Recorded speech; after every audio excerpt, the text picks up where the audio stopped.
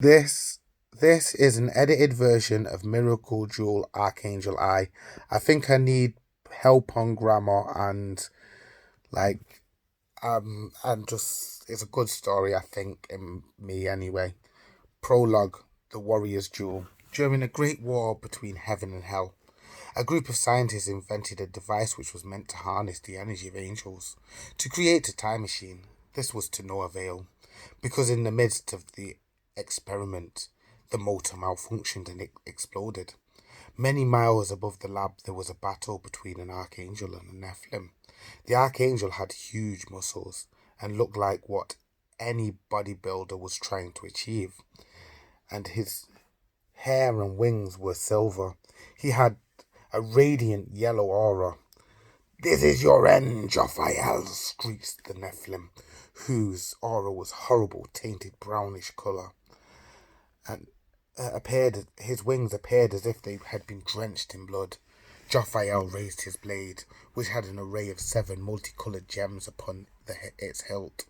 Each jewel represented one of the 7 main archangels who opposed Satan and his fallen angels. The coolest patterns were embroidered onto the hilt upon the silver which surrounded the jewel. Jophiel flew into battle. The motion of his wings was majestic, as he knew there was no way heaven could win after the loss of the commander. "For Michael!" he yelled, loosening the blue jewel. As the sword collided with the Nephilim's dark, flaming sword, the jewel disconnected from the hilt. It hurtled toward the earth, and the explosion, which lasted 5 minutes longer than a normal explosion, and was likely to last for a month, for it was a divine explosion. The jewel was hit by the energies of the angels, and absorbed the blast, leaving no flames. Meanwhile, a boy named Darcia was in battle with a demon called Asmodeus. Darcia had a scar above his left eye and many bruises from battle. I said it wrong. And bruises from the many battles he faced. His hair was curly, red, and bushy. His eyes were opal. He was 17 years of age. Furthermore, he was carrying weapons and armors from the future, which was illuminated with a bright blue-coloured aura. He was skinny, but you could tell he could hold his own in a fight. How else could he survive the apocalypse, in a time period where war raged with creatures who fed upon human suffering, and angels couldn't be everywhere at once? He knew how to make Asmodeus retreat with a fish heart and a flame.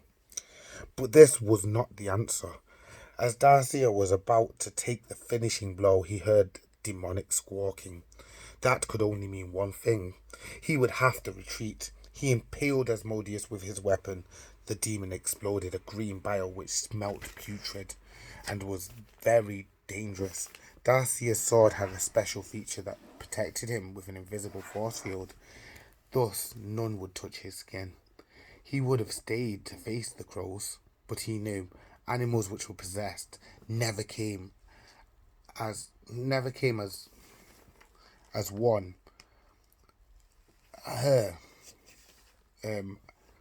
or as one or two, a pack. Fucking hell, I can't read my own shit. I fucking edited it and I fucked up a bit. Always came as a pack and never came as one or two, so he ran. The crows were quicker than him. They had blood-red eyes, which were leaking. Darcia was trying to make it to the portal pad, which had the ability to teleport him out of a dire situation. There was so much rubble everywhere, which caused Darcia to fall. His life flashed before his eyes, because he thought, this is the end. He put his hands out as an automatic reaction. Luckily for him, one of his hands landed upon the jewel from the archangel blade, which embedded itself into his skin, yet Darcia didn't feel a thing. He heard the squawking of the crows and screamed. At that moment, a bright white light came from his hand and surrounded him. For a few moments, He was trembling. His eyes were closed, so he didn't see the light that encased him. As he opened them, he saw a world he had never known. For he was born during the war. He wondered when and where he was. Darcia looked at his surroundings and saw shops like Tesco and vehicles which were out of commission in his time period. Then a man in ragged cloth caught his attention. "Spare change?" the man begged. Leon had no clue what the man was talking about, because practically all humans were homeless in his time. Staying in one spot practically put a target on your head. You were likely to end up dead. He knew this all too well, because through staying in one place, he lost a loved one. Chapter 1. Power of the Miracle Jewel. A young boy came out of Tesco through an automatic door. I've got the right page here. The boy was 5'9", which was rather tall for his age. He had brown pupils and was rather chubby child. His hair had been dyed his favourite colour, which was blue. His cheeks were plump. They were the kind of cheeks a grandma would like to pinch, and his nana often would. He had his left ear pierced, which had been done before he had been given any choice in the matter by his mother. He was wearing a golden crucifix and had a fake tattoo on his hand from a packet of candy cigarettes.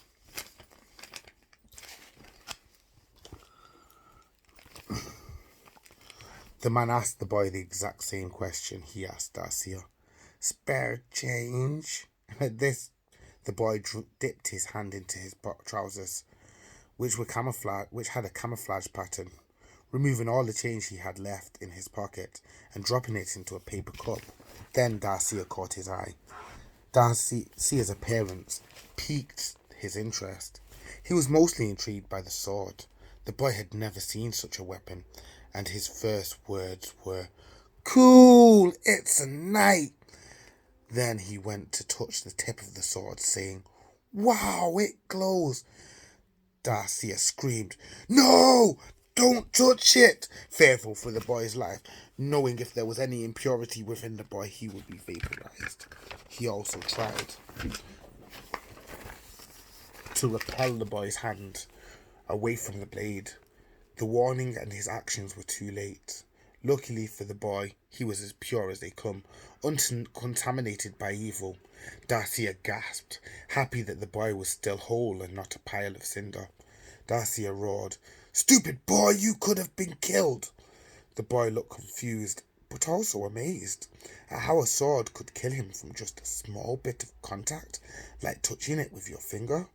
Darcia realized he left demon fighting features on, and his weapon could kill someone, so instinctively he pressed a button upon the hilt 3 times. Each time there was a different element covered the blade.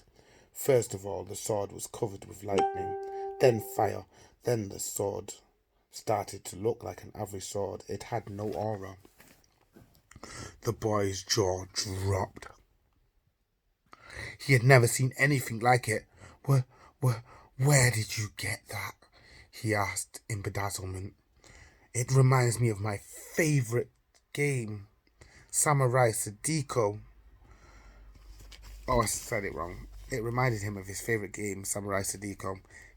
So he stated, "That sword is mystical and it reminds me of Samurai Sadiko. That's my favourite game." Darcia became confused as the boy mentioned video games and inquired, "What exactly is a video game?" The boy had never thought any person would ask such a stupid question, but he explained a little bit. With each word, Darcia's facial expressions became more and more perplexed. The boy introduced himself. "My name is Michael. What is yours?" Then he suggested showing Darcia a video game. "Darcia is my name." Usually Darcia would feel uncomfortable divulging such personal information, for that was how demons were able to take control. Something about Michael made him feel at ease. Michael started to wonder, where this man came from and wanted to go so badly just to see what other cool trinkets there were, so he asked, "If you don't mind me asking, where are you from and how old are you?" "I am 13. Michael was a bit of a chatterbox and could tell Darcia was quite young. He paused, then exclaimed, "It's my birthday today." Darcia couldn't remember the last time such trivial things concerned him. With Heaven's War raging, he just didn't have time to celebrate the day he was born. He told the boy he came from Manchester. Then he started to explain the future was horrible, how horrible the future was. Michael interrupted quite abruptly. "Manchester? How on earth have you never heard of a video game?" Michael was now more puzzled than Darcia had been. Once again, Darcia started to explain. "Where I am from is nothing like here. We have to flee for our lives, or battle against hellish armies comprised of demons.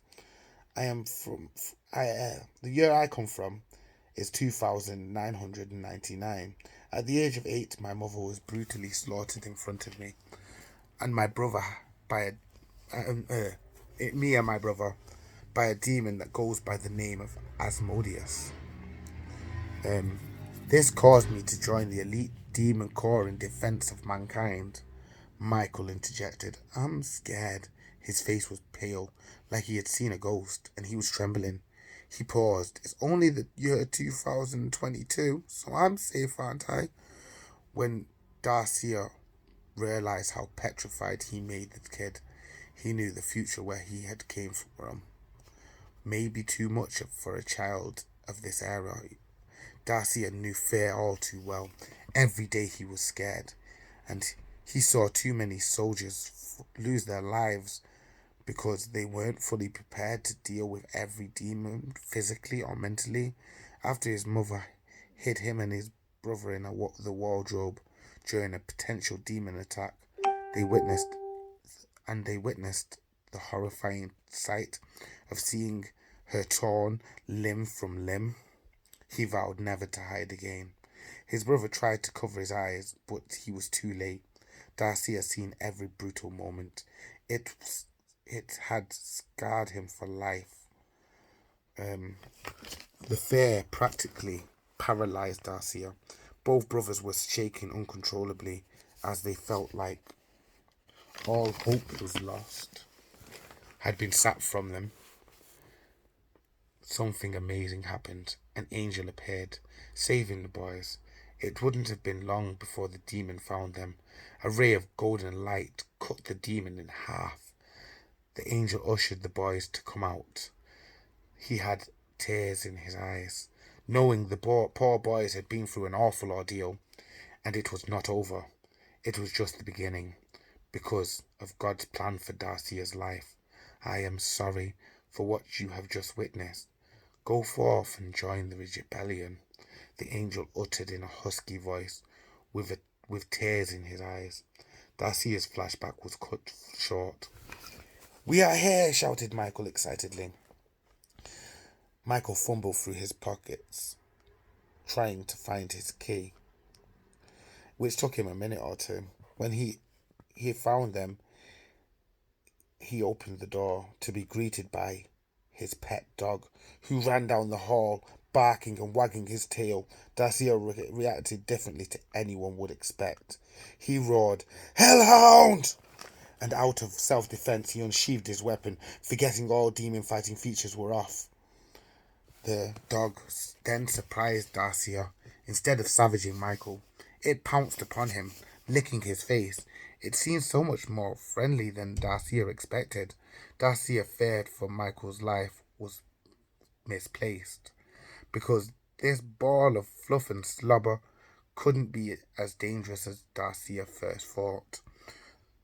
Darcia's sword and stance caught Michael's attention. "He is friendly!" Michael instinctively screamed, with a small bit of fear for his dog's life.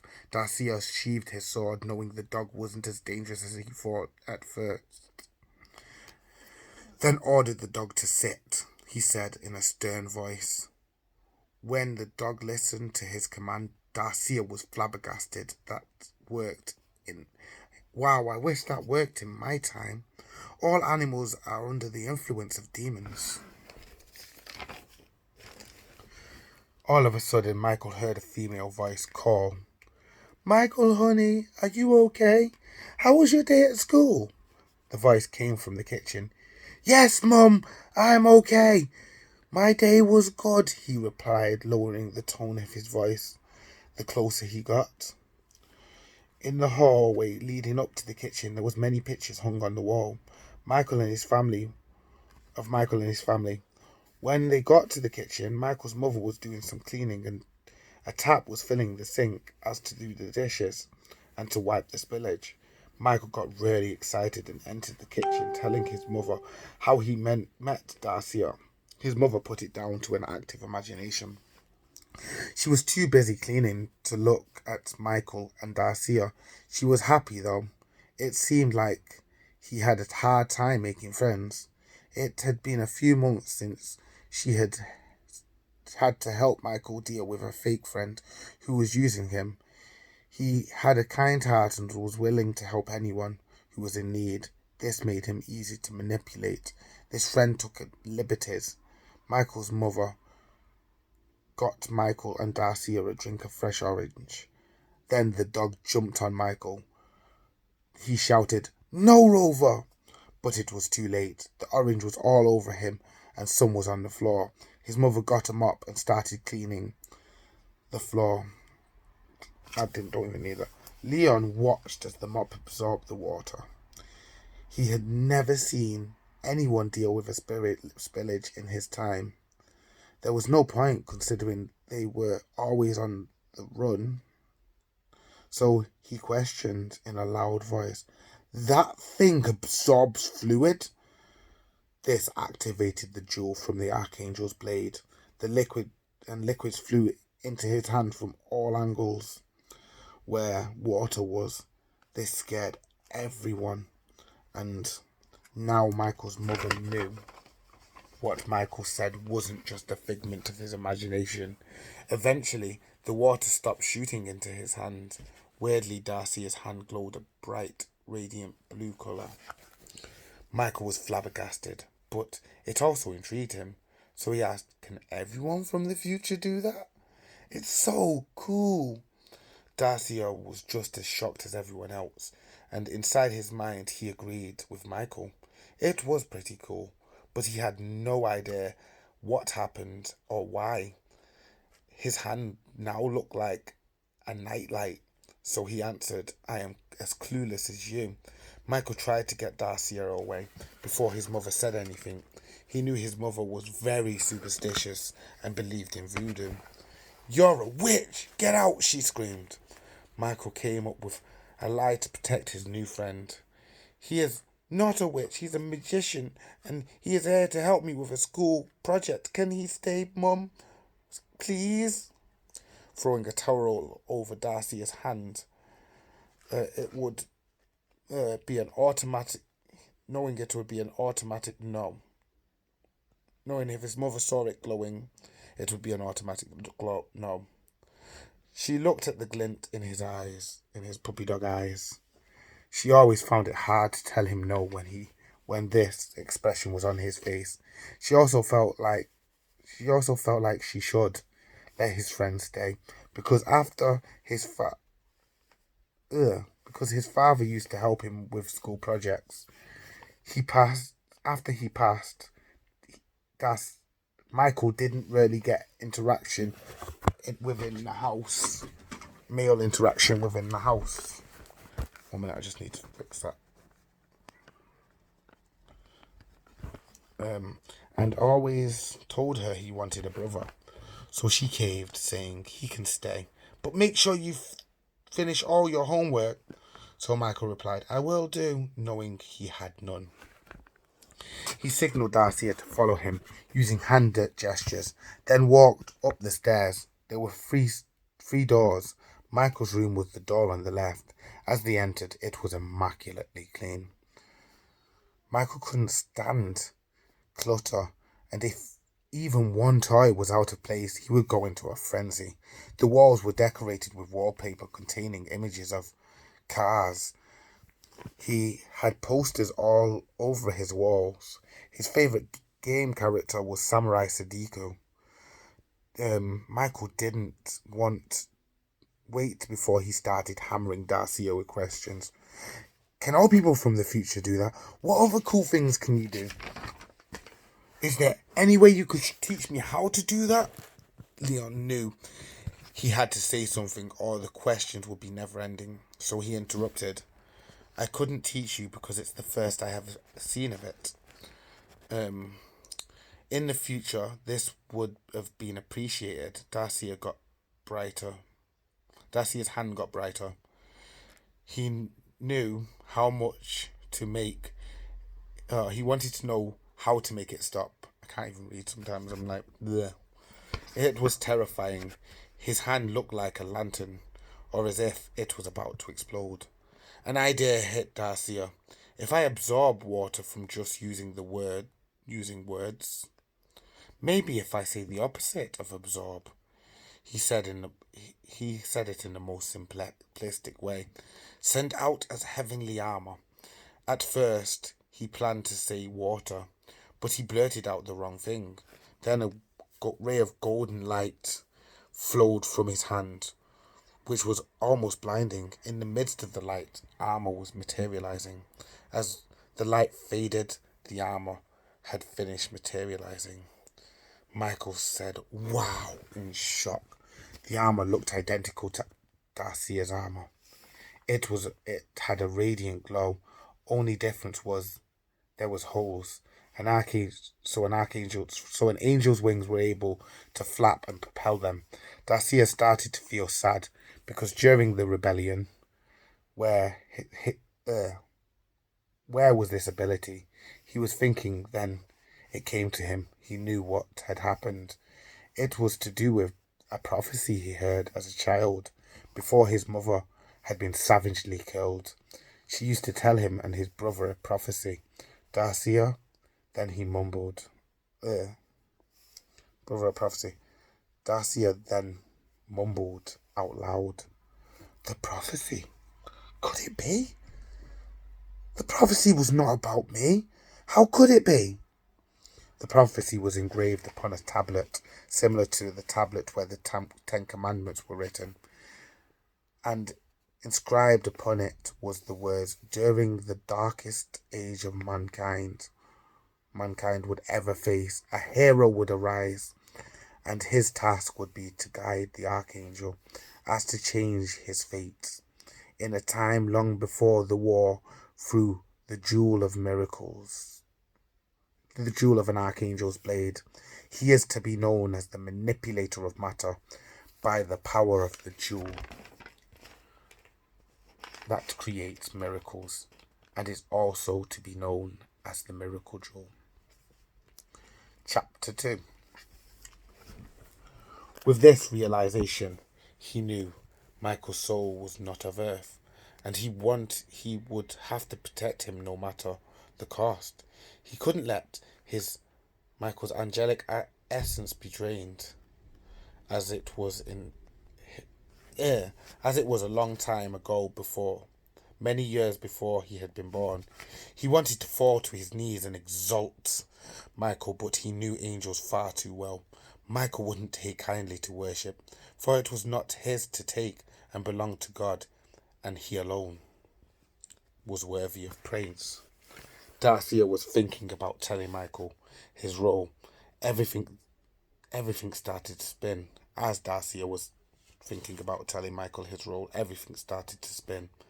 And the colours of the items in Michael's room intermingled into the worst colour you could imagine. I'm going to leave it there for now.